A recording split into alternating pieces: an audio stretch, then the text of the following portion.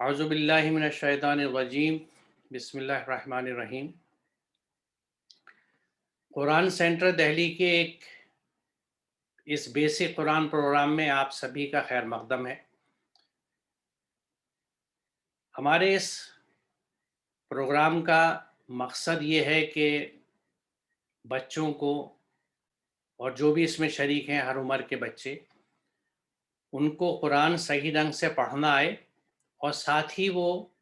اس کے بنیادی ترجمے سے بھی واقف ہو سکیں، تاکہ ہمیں یہ پتہ رہے کہ قرآن میں لکھا ہوا کیا ہے اور ہم اس انداز سے اپنی زندگی میں عمل کر سکیں۔ میرا نام محمد اسلم پرویز ہے۔ میں بنیادی طور سے ایک ٹیچر رہا ہوں، باٹنی میرا سبجیکٹ تھا۔ پچھلے دنوں ہی میں ریٹائر ہو کے دہلی واپس آیا ہوں۔ میں مولانا آزاد نیشنل اردو یونیورسٹی جو حیدرآباد میں ہے اس میں وائس چانسلر تھا۔ اس سے پہلے میں یہاں ذاکر حسین ڈہلی کالج جو ہے دہلی یونیورسٹی کا، ترکمان گیٹ کے سامنے، اس میں پرنسپل تھا، اور پرنسپل ہونے سے پہلے اسی کالج میں نے تقریباً 24 سال باٹنی ڈپارٹمنٹ میں پڑھایا ہے۔ میری کافی عرصے سے اللہ تعالیٰ میں قرآن میں دلچسپی شروع ہوئی تھی، اور جب قرآن کو سمجھ کے پڑھا اور مجھے احساس ہوا کہ قرآن کو سمجھنا کتنا ضروری ہے،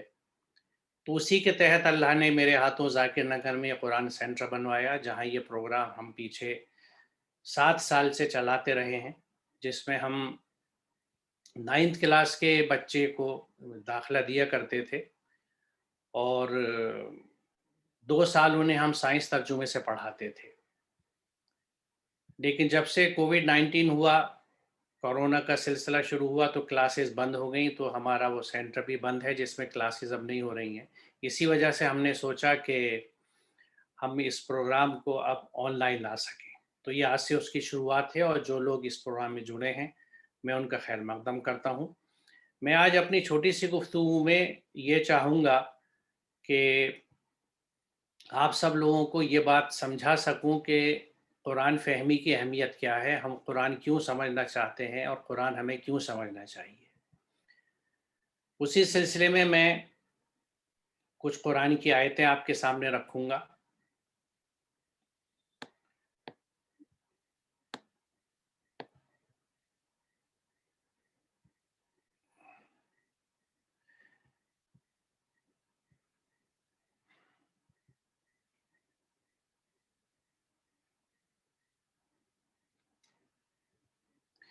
پہلی آیت جو میں آپ کے سامنے رکھنا چاہوں گا، یہ سورہ نمبر قصص کی آیت نمبر 85 ہے۔ ان الذی فرض علیک القرآن لا رادک الی معاد، کہ بے شک وہ ہستی جس نے تجھ پہ قرآن فرض کیا ہے تجھے ایک انجام کی طرف لے جانے والی ہے۔ تو اس آیت سے ہمیں یہ بات واضح ہوتی ہے کہ قرآن ہم پہ فرض ہے، اور یہ بڑی اہم بات ہے اگر آپ سب لوگ سوچیں اس بات پہ کہ ہم نماز پڑھتے ہیں کیونکہ ہم پہ فرض ہے، روزے رکھتے ہیں کیونکہ فرض ہے، اور آپ یقین جانیں جب تک میں نے قرآن کو خود سمجھ کے نہیں پڑھا تھا، مجھے کسی نے یہ بات نہیں بتائی تھی کہ قرآن مجھ پہ فرض ہے۔ اور اس آیت کو پڑھنے کے بعد آپ سوچ سکتے ہیں کہ میرا کیا احساس ہوگا، میری کیا فیلنگس ہوں گی کہ قرآن فرض ہے اور ہمیں یہ نہیں پتہ اس میں لکھا ہوا کیا ہے۔ تو فرض علیک القرآن، بالکل یہاں بات صاف کہی گئی ہے کہ قرآن ہم پہ فرض ہے، اور اسی مقصد سے ہم اس پروگرام کو یہاں چلاتے آ رہے ہیں اور چلا رہے ہیں۔ دوسری آیت اس سلسلے کی یہ کہتی ہے کہ یہ ہم دیکھیں نماز میں ہر وقت سورہ فاتحہ جب پڑھتے ہیں تو یہ دعا مانگتے ہیں کہ یا اللہ تو ہمیں سیدھا راستہ دکھا، دعا ہم مانگتے ہیں اہدنا الصراط المستقیم۔ یہاں دیکھیے جواب موجود ہے کہ وَأَنَّ هَٰذَا صِرَاطِي مُسْتَقِيمًا فَاتَّبِعُوهُ، کہ میرا سیدھا راستہ ہے پر اس پہ چلو، اور دوسرے راستوں پہ نہ چلو ورنہ وہ تمہیں اس راستے سے جدا کر دیں گے۔ تو یعنی قرآن ہی وہ سیدھا راستہ ہے جس پہ ہمیں چلنا چاہیے۔ اور تیسری آیت اس سلسلے کی جو میں آپ کو دکھانا چاہوں گا وہ یہ ہے کہ اتبعوا ما انزل الیکم من ربکم ولا تتبعوا من دونہ اولیاء، کہ جو تمہاری رب کی طرف سے نازل کیا گیا، یہ سورہ الاعراف کی تیسری آیت ہے، کہ جو تمہاری رب کی طرف سے نازل کیا گیا ہے تمہیں اسی کی اتباع کرنی ہے، اسی پہ عمل کرنا ہے، اسی کو فالو کرنا ہے،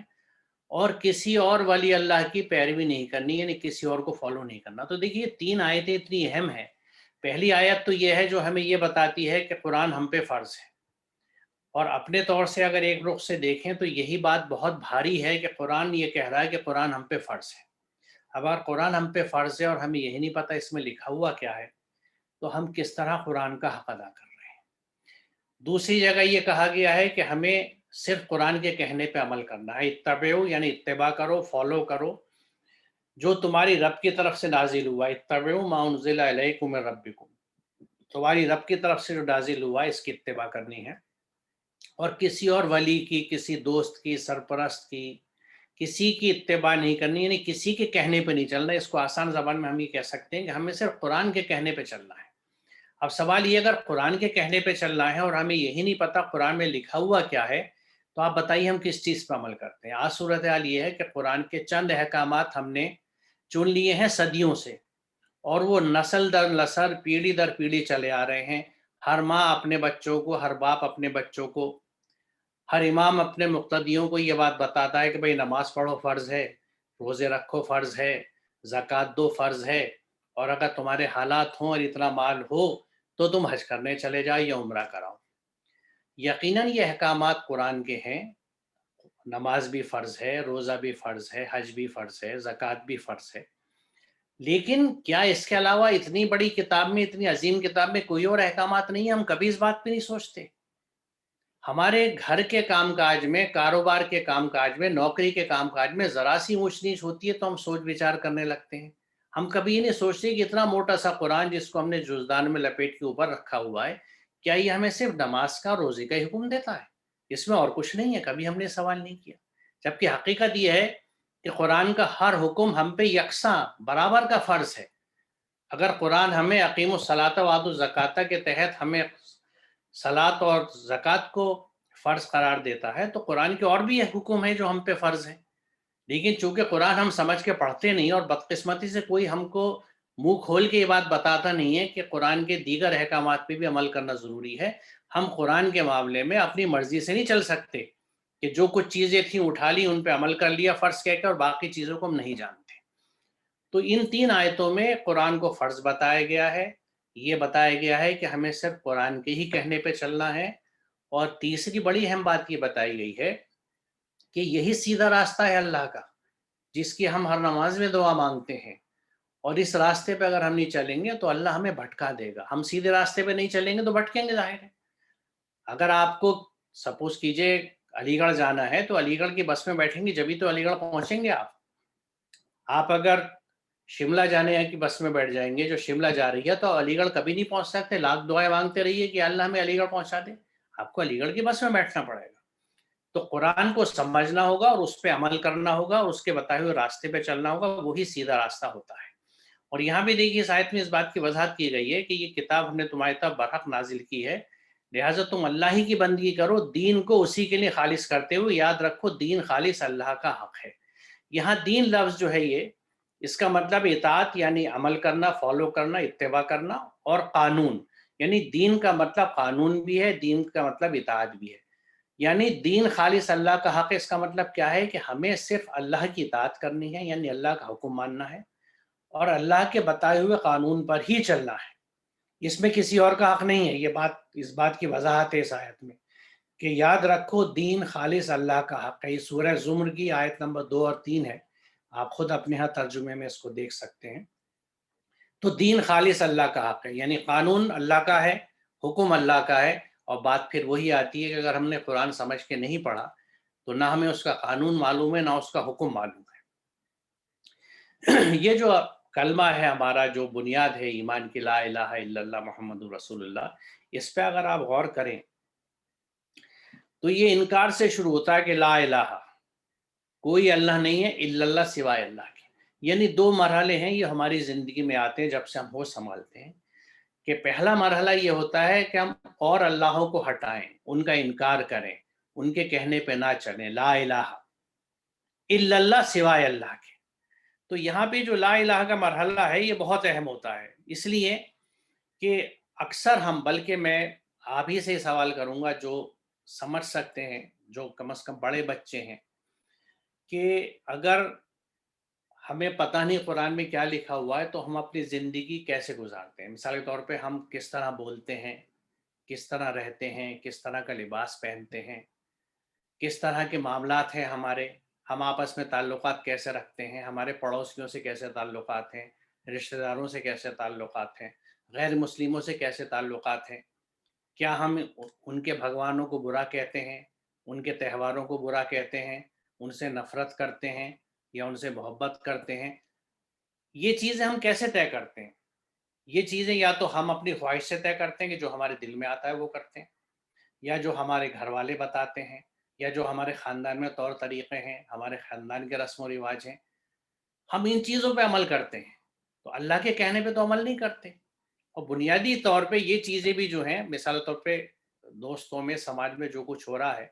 اس کو پہلے میں اپنے دل سے آنکھتا ہوں کہ اگر مجھے اچھا لگتا ہے تو میں کرتا ہوں۔ اسی بات کو اس قرآن کی اگلی آیت میں کہا گیا ہے کہ کیا تم نے اسے دیکھا جس نے اپنے خواہش نفس کو اپنا خدا بنا لیا؟ یعنی جس نے اپنی خواہشات کو، اپنے ڈیزائرز کو اپنا خدا بنا رکھا ہے، کیا تم ایسے شخص کو راہ راست پر آنے کا ذمہ لے سکتے ہو؟ کیا تم سمجھتے ہو کہ ان میں اکثر لوگ سنتے اور سمجھتے ہیں یہ تو جانوروں کی طرح ہے، بلکہ ان سے بھی گئے گزرے؟ یعنی جس نے اپنی زندگی اپنی دل کی خواہشوں کے حساب سے گزاری، من چاہی زندگی گزاری، تو اس کا من ہی اس کا خدا ہے، اس کا دل، اس کا نفس اس کا خدا ہے۔ یہ قرآن کی آیت کہہ رہی ہے، میں نہیں کہہ رہا۔ اور یہاں اس بات سے اس بات کی بھی وضاحت ہوتی ہے کہ خدا کیا ہے۔ خدا وہ نہیں ہے جس کی تسبیح آپ پڑھ رہے ہیں، جس کا کلمہ آپ پڑھ رہے ہیں کہ ہم ایک اللہ کے ماننے والے ہیں۔ اصل میں آپ جس کی اتباع کرتے ہیں، جس کے کہنے پہ چلتے ہیں، جس کو فالو کرتے ہیں، وہی آپ کا خدا ہوتا ہے۔ اگر آپ منمانی زندگی گزارتے ہیں، جو جی میں آتا ہے وہ کرتے ہیں، جس چیز کی خواہش ہوتی ہے اسے کر لیتے ہیں، تو آپ اللہ کے بندے نہیں ہیں، بھلی چاہے زبان سے کہیں، آپ عملاً اپنے دل کے بندے ہیں۔ تو کوئی سماج کا بندہ ہوتا ہے، کوئی خاندان کا بندہ ہوتا ہے، کوئی دل کا بندہ ہوتا ہے۔ اللہ کا بندہ، اللہ کا مسلم وہ ہوتا ہے جو اللہ کے کہنے پہ چلے۔ اور اللہ کا حکم چونکہ قرآن میں ہے، اس لیے جب تک آپ قرآن کو نہیں سمجھیں گے، آپ نہ اللہ کے بندے بن سکتے ہیں، نہ لا الہ الا اللہ کا حق ادا کر سکتے ہیں۔ زبان سے کلمہ پڑھنے کا کوئی مقصد نہیں ہے اگر کلمہ ہماری زندگی میں عمل میں نہ آئے۔ زبان سے آپ نے کہہ دیا کہ نہیں ہے صاحب کوئی اللہ سوائے اللہ کے، لیکن میں اللہ کے علاوہ جتنے اور چھوٹے اللہ ہیں میں ان سب کے کہنے پہ چلتا ہوں، اس میں میرا دل بھی ہے، سب سے بڑا تو دل ہے میرا،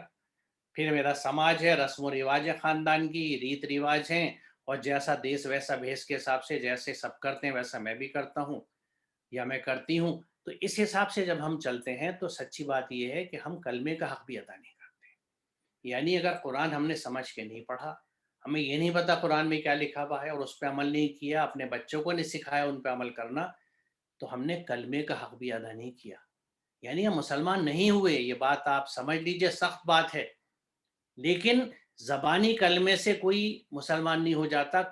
کلمہ جب تک عمل میں نہیں آتا۔ حساب ہم عمل کا دیتے ہیں، قرآن ہمیں خود یہ بات بتاتا ہے کہ ہر شخص کا درجہ اس کے عمل کے اعتبار سے، اس کے ذکر سے، اس کے بیان کے اعتبار سے نہیں ہوتا، اس کے عمل کے حساب سے ہوتا ہے۔ تو ہم اگر قرآن کو سمجھ کے نہیں پڑھیں گے تو ہم عمل کہاں سے کریں گے؟ میں یہ سمجھتا ہوں کہ یہ باتیں اتنی بنیادی ہیں کہ اس میں بہت زیادہ فلسفہ نہیں ہے جو دماغ دوڑانا پڑے۔ بدقسمت یہ ہے کہ ہم اس رخ سے سوچتے نہیں ہیں، ہماری آنکھیں بالکل بند ہو چکی ہیں کہ بس نماز روزہ کرتے رہتے ہیں۔ دیکھیے میں پھر کہہ رہا ہوں کہ نماز روزی کی اہمیت کم نہیں ہے، یہ فرض ہے، لیکن پورا قرآن ہم پہ فرض ہے، اس میں سے ہم نے صرف چند احکامات اٹھا کے اس پہ عمل کر رہے ہیں، باقی احکامات سے ہم دور ہیں۔ ہماری قرآن سینٹر سے یہ کوشش اسی بات کی ہے کہ ہم سب قرآن کو سمجھیں، جو بڑے ہیں وہ سمجھیں، اپنے چھوٹوں کو سمجھائیں، اپنے بچوں کو سمجھائیں، کیونکہ یاد رکھیے اس کا جواب ہمیں اللہ کے ہاں دینا ہوگا۔ حضرت یعقوب علیہ السلام کے آخر وقت کا جو ذکر قرآن میں ہے، تو وہ اپنے بچوں سے آخر وقت میں یہی پوچھتے ہیں کہ میرے بعد تم کس کی بندگی کرو گے؟ آپ غور کیجیے اس آیت پہ، ایک باپ جو قریب المرگ ہے، مرنے کے قریب ہے، جاں کنی کا عالم ہے، وہ اپنے بچوں کے لیے یہ فکر مند نہیں ہے کہ یہ کہاں پہ رہیں گے، کہاں پہ کھیتی کریں گے، کہاں کاروبار کریں گے، اس سے فکر یہ کہ میرے بعد تم کس کی بندگی کرو؟ تو بچوں نے جواب دیا کہ ہم اسی ایک رب کی بندگی کریں گے جس کی بندگی آپ ہمارے باپ دادا نے کری ہے۔ اور اس کے بعد بڑی خوبصورت بات کہی ہے کہ وَنَحْنُ لَهُ مُسْلِمُونَ، کہ ہم اسی کے مسلم ہیں۔ تو وہ بچے، یعنی ان کا کہنا کیا تھا کہ ہم اللہ کے مسلم ہیں۔ اللہ کا مسلم کون ہوگا؟ جو اللہ کے حکم پہ عمل کرے گا۔ اس لیے ہمیں یہ سوچنا ہے کہ ہم اللہ کے مسلم ہیں۔ کیا ہم یہ بات کہہ سکتے ہیں اپنے گھرانے کے بارے میں کہ نحن لہو مسلمون؟ کہ کیا میرا گھر اللہ کا مسلم ہے؟ اللہ کا مسلم جب ہوگا جب اللہ کے احکامات کو سمجھے گا اور ان پہ عمل کرے گا، اور وہ بنا قرآن کو سمجھے، کیونکہ اللہ کا حکم قرآن میں، یہ اللہ کا حکم ہے، اس کی حفاظت کا اس نے وعدہ کیا ہے، اور رسول اکرم صلی اللہ علیہ وسلم نے پوری زندگی اسی پہ عمل کر کے ہمیں عملاً یہ دکھا دیا تھا کہ قرآنی کردار کیسا ہوتا ہے، قرآنی اخلاق کیسا ہوتا ہے، قرآنی معاملے داری کیسی ہوتی ہے، قرآن کے حساب سے کاروبار کیسے کیا جاتا ہے، گھروں کے تعلقات کیسے رکھے جاتے ہیں، آپس میں رشتہ داریاں کیسے رکھی جا سکتی ہیں، نوکروں سے برتاؤ کیسے رکھا، زندگی کا ہر پہلو، رسول اکرم کی زندگی کے ہر پہلو میں قرآن کی جھلک ہے، اور انہوں نے پوری زندگی میں یہ کر کے دکھا دیا کہ قرآن پہ عمل کر کے آپ کیا ہستی بن سکتے ہیں، اور وہ ایسی ہستی وجود میں آئی کہ جس کا نہ کوئی نظیر تھی نہ ہو سکتی ہے۔ غیر مسلم ان کو وقت کی سب سے عظیم شخصیت مانتے ہیں، کیوں؟ کیونکہ انہوں نے قرآن پہ عمل کیا تھا۔ پھر بھی ہم نہیں سوچتے اس بات کو کہ ہم بھی قرآن کو سمجھیں، قرآن پہ عمل کریں، تاکہ ہم بھی اچھے بندے بن سکیں، اچھے انسان بن سکیں۔ یہ آیت ہم یہ بتا دیے کہ اللہ اپنی طرف آنے کا راستہ اسی کو دکھاتا ہے جو اس کی طرف رجوع کرے، یعنی یہ ذمہ داری ہماری۔ اکثر لوگ دعا مانگتے ہیں کہ اللہ ہمیں یہ توفیق دے دے، وہ توفیق آپ کو دے چکا، آپ میں صلاحیت ہے، آپ جو کام چاہتے ہیں کر لیتے ہیں، جہاں جانا چاہتے ہیں چلے جاتے ہیں، جس کتاب کو پڑھنا چاہتے ہیں پڑھ لیتے ہیں۔ اصل چیز ہے میری خواہش کی، میرے ڈیزائر کی، اٹ از اور کال کہ ہم اسے کرتے یا نہیں کرتے۔ تو اگر ہم اللہ کی کتاب کھولیں گے اور اس کو سمجھنے کی نیت سے پڑھیں گے تو اللہ تعالیٰ ہمیں راستہ دکھائے گا، کیونکہ جیسا اس آیت میں اس نے وعدہ کیا ہے کہ جو اس کی طرف رجوع کرے، جو اس کی طرف مڑتا ہے، پلٹتا ہے، اس سے جڑتا ہے، اس کی رسی کو پکڑ لیتا ہے، وہ اس کو اپنی طرف آنے کا راستہ دکھاتا ہے، یہ اس کا وعدہ ہے۔ تو اس میں ہمیں شک نہیں ہونا چاہیے کہ اگر ہم قرآن کو سمجھ کے پڑھیں گے اور یہ دعا کریں گے کہ یا اللہ ہمیں ہدایت دے اس قرآن سے، اور ہمیں آسان کر دے اس پہ عمل کرنا، تو یقیناً یہ اس کا وعدہ ہے، وہ ایسا ہی کرے گا۔ اور یہ جو میں عمل کی بات کہہ رہا تھا، یہاں آپ اسے دیکھ لیجیے، صاف لکھی ہوئی ہے کہ ہر شخص کا رجا اس کے عمل کے لحاظ سے ہے، اور تمہارا رب لوگوں کے عمل سے بے خبر نہیں ہے۔ تو یہاں پھر یہ دیکھ لیجیے کہ عمل کا حساب ہے، عمل کے حساب سے درجات ہیں، میں جو کر رہا ہوں اس کا حساب لیا جائے گا، اور جیسا قرآن کہتا ہے کہ جس نے ذرا سی بھی نیکی کی ہے وہ آخرت کے دن اس کے سامنے آ جائے گی، اور جس نے ذرا سی بھی برائی کی اس کے سامنے آ جائے گی۔ اللہ کی نظر سے، اللہ کے اکاؤنٹ سے، اس کے سی سی ٹی وی سے کوئی بچا ہوا نہیں ہے، ہر چیز ریکارڈ ہوتی ہے۔ تو اسی کے ساتھ میں اپنی بات یہاں ختم کرتا ہوں، اور میں علیزہ کو نیند آ رہی ہے، میں یہاں پہ اب اپنے دوسرے ساتھی جو میرے ساتھ اس پروگرام میں جڑے ہوئے ہیں، میں ان کا تعارف مختصر کرنا چاہوں گا۔ شروع سے میرے ساتھ یہاں قرآن سینٹر میں اور ان تمام ایکٹیویٹیز میں ڈاکٹر طارق ندوی صاحب ہیں جو جڑے رہے ہیں، ان سے میرا میں سمجھتا ہوں کہ 20 سال سے بھی زیادہ کا تعلق ہے۔ یہ ندوے سے فارغ ہیں، اور اس کے بعد انہوں نے عربی میں بی اے کیا، ایم اے کیا، پی ایچ ڈی کری، عربی کے استاد ہیں، اور اس وقت ذاکر حسین دہلی کالج میں یہ سینئر لیکچرر ہیں عربی زبان کے۔ یہ میرے ساتھی ہیں، اور قرآن کے پروگراموں میں ہم لوگ ساتھ ہی اپنا پروگرام پیش کرتے ہیں۔ طارق ندوی صاحب، آپ کا ویڈیو آن ہے کیا؟ جی ہاں جی شکریہ۔ تو یہ میرے ساتھی ہیں جو اس پروگرام میں میرے ساتھ ہیں، اور اس پروگرام کو جو یہ بنیادی، دیکھیے یہ جو بیسک کورس ہم نے تیار کیا ہے، اس میں جیسا آپ لوگ واقف ہم نے اناؤنس بھی کیا تھا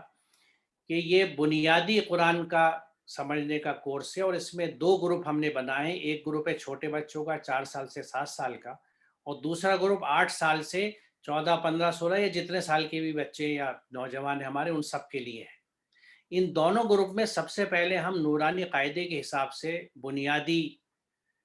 حروف تہجی جو کہلاتے ہیں، یعنی الف بیتے، ان کا کس طرح بولا جاتا ہے، کیسے آواز نکلتی ہے۔ اور اسی لیے اس گروپ میں جو بچے ہیں ان کے والدین میں سے کسی ایک کا، اور عموماً چونکہ ہماری بہنیں ہی گھروں پہ ہوتی ہیں، اس لیے بچی کی والدہ اس پروگرام میں ساتھ رہیں گی، اور ہر روز بچے سے پچھلے سبق کے بارے میں پوچھا جائے گا۔ اس بات کا خیال رکھیے گا کہ روز پوچھا جائے گا کہ کل جو کیا گیا تھا، اور اس میں جو بچے اس میں دلچسپی نہیں لیں گے یا صحیح جواب نہیں دے پائیں گے اور اس میں ان میں کوئی سدھار نہیں ہوگا، تو ہمارا دل تو بہت دکھے گا، لیکن مجبوری میں پھر انہیں ہم اپنے آپ سے الگ کر دیں گے، کیونکہ ہمیں وہی بچے چاہیے، وہی والدین چاہیے جو اس چیز کی اہمیت کو سمجھیں اور اس سے جڑ سکیں۔ یہ بنیادی پروگرام ہونے کے بعد، حروف تہجی کے بعد، پھر اور آگے چیز، بلکہ میں یہ کہوں گا کہ زیادہ بہتر یہ ہے کہ اس پروگرام کے بارے میں طارق ندوی صاحب جو ہمارے عربی کے استاد ہیں وہ اس سلسلے میں کچھ بتائیں، اور قاری بلال صاحب جو اس پروگرام کو اب چلائیں گے ان کے بارے میں بھی بتا دیں۔ میں ایک چیز یہ ضرور کہنا چاہوں گا کہ اس میں یہ خیال رکھیے گا کہ آپ لوگ وقت سے جڑیں۔ جو کلاس 3 بجے شروع ہوتی ہے اس کا لاگ ان 2:50 سے ہم کھول دیں گے، اور 3:01 پہ لاگ ان بند ہو جائے گا، اس کے بعد آپ کلاس کو جوائن نہیں کر سکیں گے۔ لیٹ آنے کا کوئی خانہ نہیں ہے، آپ کو 5-10 منٹ پہلے جوائن کرنا ہے، کیونکہ صرف آدھا گھنٹے کی کلاس ہوگی، اس میں 5-10 منٹ آپ لیٹ ہو گئے تو نقصان ہو جائے گا۔ تو لاگ ان جو ہے 2:50 پہ، یعنی 3 بجے سے 10 منٹ پہلے کھلے گا اور 3:01 پہ بند ہو جائے گا۔ اس کے بعد پھر کوئی آتا ہے تو وہ اس پروگرام کو نہیں جوائن کر سکتا۔ تو طارق صاحب آپ یہ تفصیل پلیز بتا دیجیے۔ جی بہت بہت شکریہ ڈاکٹر صاحب، جزاک اللہ خیرہ۔ السلام علیکم ورحمۃ اللہ وبرکاتہ۔ بہت ہی مختصر سی چند باتیں ہم آپ لوگوں کے گوش گزار کرنا چاہتے ہیں، اور بنیادی طور پہ اس کا مقصد ڈاکٹر صاحب نے بہت وضاحت کے ساتھ آپ کے سامنے رکھا ہے، اور اپنی گفتگو کے درمیان ہم چاہیں گے والدین کی توجہ ہم چاہتے ہیں غور سے اس بات کو سن لیں، کیونکہ عملی طور پہ کچھ چیزیں ہیں جن کا ہمیں خیال رکھنا ضروری ہے۔ سب سے پہلی چیز صرف اشارتاً کہ ہم نے اس نظام کو، اس نئے نظام کو کیوں شروع کیا ہے۔ گفتگو سے پہلے ایک چیز اور بتا دیں، چونکہ ہمارا سلاٹ 40 منٹ کا ہوتا ہے، اگر اسپیچ ڈسکنیکٹ ہو جائے تو آپ فوراً لاگ ان کر لیے گا، دوبارہ سے پروگرام شروع ہو جائے گا۔ اس پروگرام کو شروع کرنے کا بنیادی مقصد یہ ہماری انڈرسٹینڈنگ ہے کہ اللہ تعالیٰ نے قرآن، مکمل قرآن ہمارے اوپر فرض کیا ہے، اس کو سمجھنا اور اس پر بطور فرد ایز این انڈیویجول عمل کرنا ہم سب کی ذمہ داری ہے۔ دوسری بہت اہم چیز کہ قرآن مجید کو سمجھنے کی ذمہ داری، سمجھانے کی ذمہ داری خود اللہ نے لی ہے۔ قرآن مجید کی ایک آیت ہے جو ایک مرتبہ نہیں، ایک سے زائد مرتبہ ایک ہی صورت میں واقع ہوئی ہے، لقد یسرنا القرآن، یقیناً ہم نے قرآن کو آسان کیا ہے۔ اس آیت کی روشنی میں یہ پوری طریقے سے بات کہی جا سکتی ہے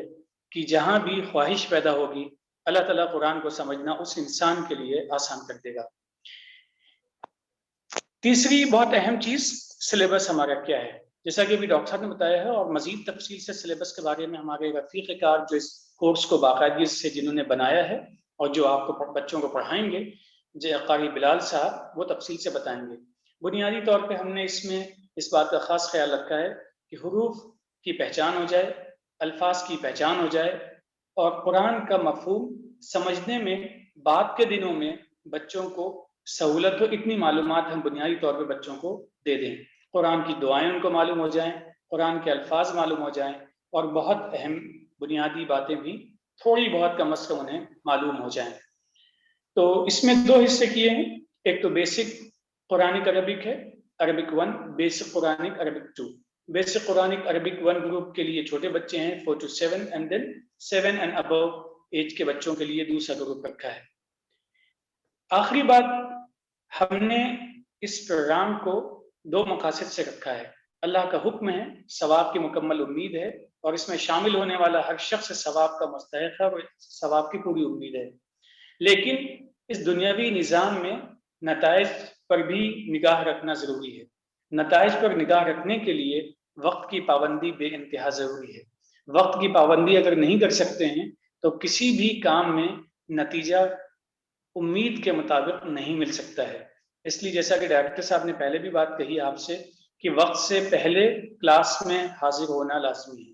کلاس کے ٹائمنگ بہت کم ہے، ڈیز بھی بہت کم ہیں، پر ویک پیریڈس بھی بہت کم ہیں۔ اس طریقے سے اگر اس میں بھی ہم نے تساہلی یا سستی سے کام لیا تو نتیجہ بہت اچھا نہیں ہوگا، جو کہ ہمارے لیے تکلیف کا سبب ہوگا،